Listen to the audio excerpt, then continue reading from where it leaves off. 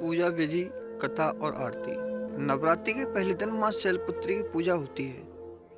नवरात्रि का त्योहार 9 दिनों तक चलता है। इन 9 दिनों में मां दुर्गा के अलग-अलग स्वरूपों की उपासना की जाती है। नवरात्रि का पहला दिन मां दुर्गा के शैलपुत्री स्वरूप को समर्पित है। पर्वतराज हिमालय के घर पुत्री रूप में उत्पन्न होने के कारण इनका नाम शैलपुत्री पड़ा। नवरात्र पूजन में पहले दिन इनकी उपासना का विधान है। जानिए शैलपुत्री की पूजा विधि, कथा और आरती। शैलपुत्री की पूजा विधि।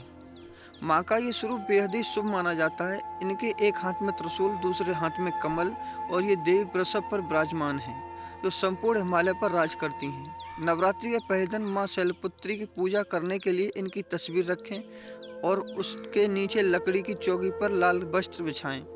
इसके ऊपर केसर से सन लिखें और मनोकामना पूर्ति गुटका रखें। इसके बाद हाथ से लाल फूल लेकर शैलपुत्री देवी का ध्यान करें। माँ शैलपुत्री का प्रसाद। माँ शैलपुत्री के चरणों में गाय का घी अर्पित करने से भक्तों को आरोग्य का आशीर्वाद मिलता है, जिससे व्यक्ति का मन एवं शरीर दोनों ही निरोगी रहते हैं।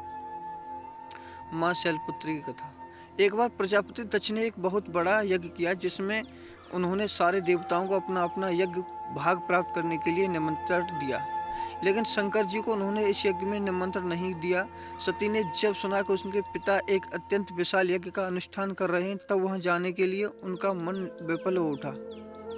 अपनी यह इच्छा उन्होंने शंकर जी को बताई। सारी बातों पर विचार करने के बाद उन्होंने कहा, प्रजापति दक्ष किसी कार्य से हमसे नाराज हैं। अपने यज्ञ में उन्होंने सारे देवताओं को निमंत्रण किया है, उनके यज्ञ भाग भी उन्हें समर्पित हैं, लेकिन हमें जानबूझकर नहीं बुलाया, कोई सूचना तक नहीं भेजी। ऐसी स्थिति में तुम्हारा वहां जाना सही नहीं हुआ।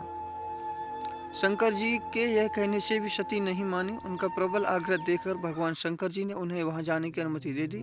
सती ने पिता के घर पहुंचकर देखा कि कोई भी उनसे आदर और प्रेम के साथ बात ही नहीं कर रहा है, लेकिन उनकी माता ने स्नेह से उन्हें गले लगाया। बहनों की बातों में व्यंग और उपहास के भाव भरे हुए थे। परिजनों के इस व्यवहार से उनके मन को बहुत दुख पहुंचा। यह सब देखकर सती का हृदय क्षोभ, गिलान और क्रोध से संतप्त हो उठा। उन्होंने सोचा, भगवान शंकर जी की बात न मान, यहाँ आकर मैंने बहुत बड़ी गलती कर की है। वे अपने पति भगवान शंकर के इस अपमान को सह न सके। उन्होंने अपने उस रूप को तत्क्षण वहीं योगांगिनी द्वारा जलाकर भस्म कर दिया। वज्रपात के समान इस दारुण दुखद घटना को सुनकर शंकर जी ने क्रुद्ध हो अपने गणों को भेजकर दक्ष के उस यज्ञ का पूर्णतः विध्वंस करा दिया। सती ने योगांगिनी द्वारा अपने शरीर को भस्म कर अगले जन्म में शिवालय हिमालय की पुत्री के रूप में जन्म लिया। इस बार भी शैलपुत्री के नाम से विख्यात हुई हैं।